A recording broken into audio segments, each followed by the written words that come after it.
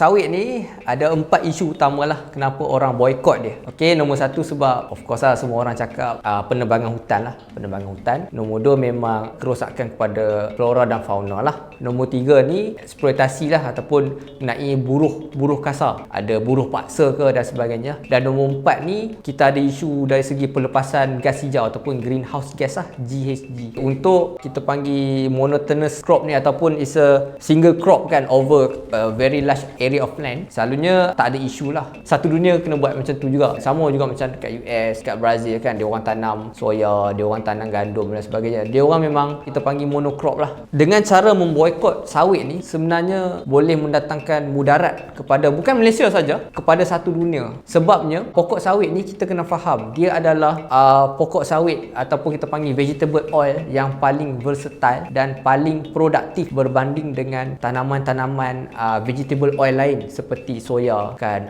canola, sunflower dan sebagainya, peanut kan, macam tu. Maksud dia penggunaan area of land, penggunaan tanah dia untuk menghasilkan minyak adalah sangat kecil berbanding dengan tanaman-tanaman yang lain. 1 hektar tanah tanaman sawit dia boleh menghasilkan sangat-sangat lebih banyak berbanding dengan soya kan.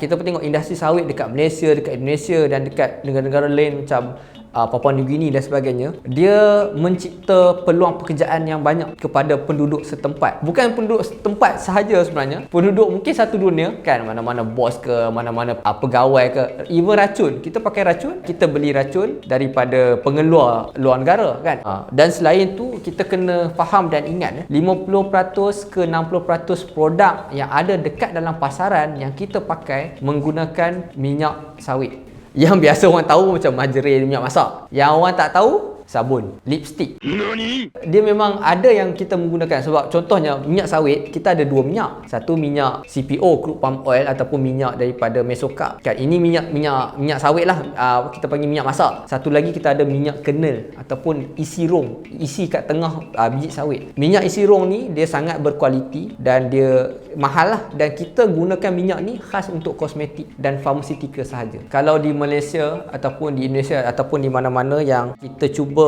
untuk ke arah penggunaan ataupun penanaman tanaman sawit secara lestari lah, ataupun jadi sustainable palm oil kan. Kita ada RSPO, kita ada Round Table Sustainable Palm Oil. RSPO ni yang membantu monitor mengeluarkan undang-undang untuk penghasilan minyak sawit yang mapan. Ini dalam laman web WWF lah mengenai RSPO dan juga mengenai tanaman sawit dekat dunia ni. Dan disebabkan dengan cara memboikot tanaman sawit adalah bukan cara yang betul. Dia bukan cara yang betul pun sebab dia menyebabkan kemusnahan yang lebih teruk sebenarnya. Jadi apa yang perlu kita buat sebagai consumer ataupun sebagai manufacturer menggunakan vegetable oil berasaskan sawit ni, kita boleh membeli produk-produk yang menggunakan minyak sawit mapan yang mempunyai sijil RSPO. Kita boleh tengok produk-produk ni dekat dalam scorecard dekat WWF lah, yang khas untuk oil palm. Kita beli produk dia, kita sokong produk-produk dia kan, kita war-warkan kepada orang untuk produk-produk yang tak ada RSPO apa semua ni kita kurangkan pakai. Sewajarnya, seeloknya kita dah mula switch, kita dah mula bertukar ke penggunaan minyak sawit, hasil sawit yang mapan.